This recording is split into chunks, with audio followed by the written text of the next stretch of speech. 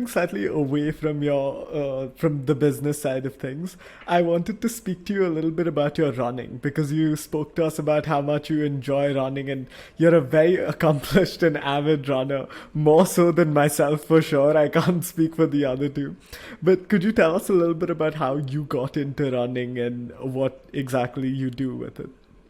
Yeah. So I tell people that, I'm fitter now than I have ever been. So if you look at some of my Wow. pictures, when I was in my mid 30s, I was like, I was not a very healthy guy. I was not very fit. I used to love sport, but I was not as careful and not as consistent as now. So I think around mid 30s, it hits you that you are not getting any younger. So you need to take care of your body. So I said, okay, let me get good at one sport at a time. So I picked up squash at that time.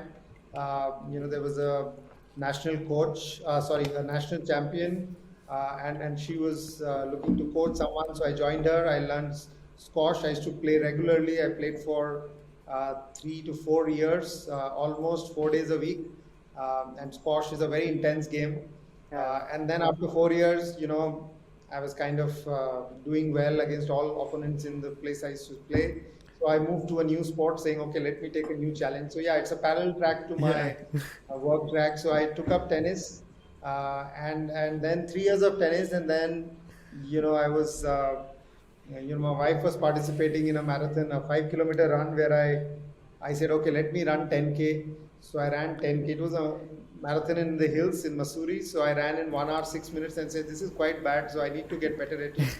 So, That's honestly really good. so For the first attempt, I don't think my first attempt is that good. yeah, so I read somewhere that Zuckerberg has taken a target of running 500 miles this year. So I said, okay, let me start with 500 kilometers for the year. So I finished at around 800 kilometers for the year, which is around 500 miles. And then I ran a couple of half marathons, and then I realized that I needed to train properly so that I don't injure myself. So I got a coach, and then ever since last 2 years, I have been working with the coach, and I've been running every week. Last year, I ran about 2,100 kilometers in the year, and yeah, this year I've done about 1,000, slightly behind my targets, but yeah, startup takes away some of your time, but yeah, it's my running journey.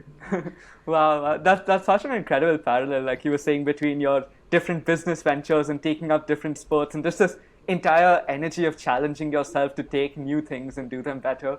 But also, how do you keep yourself accountable to running? So obviously, to run 2,000 kilometers that last year, you would have had to do it consistently and had this habit. So how did you go about this habit forming process? Yeah, so it's all about taking targets. I think, I set this target for me, myself, that I'll cross 2000 kilometers. And the second thing is, how do you put it as part of your routine? Right now, whenever I'm traveling, it's like one of the things I look forward to. So, for example, if I'm traveling to New York, and especially the first day, you are kind of not sleeping at the right time. So, getting up early in the morning at 4 o'clock and then running down the Hudson River, and the next day running around Central Park. Those are things you look forward to. So almost every city that I go to, I make it a point to really go out early in the morning, run around the city when the city is just waking up. And by the time I finish, there are people heading to work, and then it's like a great time to have finished your run, get into a coffee shop, and see all these people moving into office, and you are like enjoying your breakfast.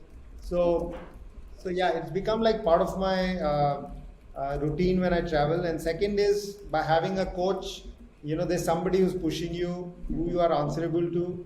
And therefore, when he sends you a message at the end of the week saying, oh, you didn't finish this run, or you ran slower than what you were supposed to, you either say, okay, I stop the coaching, or you say, okay, coach, I'll get better next week. And it's just how you take it. So yeah, I've kept at it, and I've also been really watchful of my timing. I have some goals in mind in terms of what timing I want to do in 5K, 10K, and 21K. So I'm slightly behind on them. So it keeps me moving forward.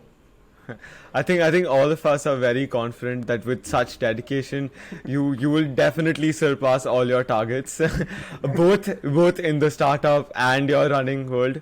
But I think there was this one time that I would like to consider myself to be like an amateur runner.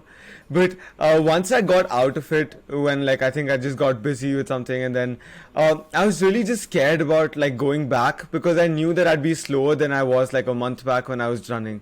Has this ever happened to you, or how have you come back from like a failure run or a failure week or a failure month?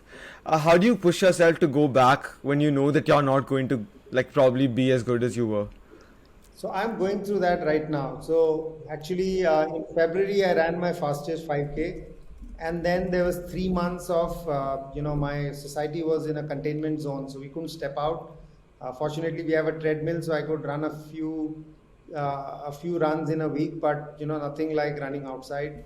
So after those 3 months and a lot of late nights, etc., when I went back to run, I was off by almost 1.5 minutes in my 5K run. So, and I thought maybe just 1 week I will shrug it off, and then I realized I had gained about 2 kilos, and it's not an easy process because then now you have to put in the long miles so that you lose the weight, you get the power back in your lungs as well as in your legs. Uh, but nothing comes in an instant. So now I know that something I had just 3 months back, might take me 3 months to get back there. But I'm fine with it as long as I don't lose sleep over that, and as long as I'm ready to slog out. But there will be times you will slip. You will reach a peak which you believe that now you can only get better. Something will happen where you will slip, and then you should be ready to say, okay, no problem.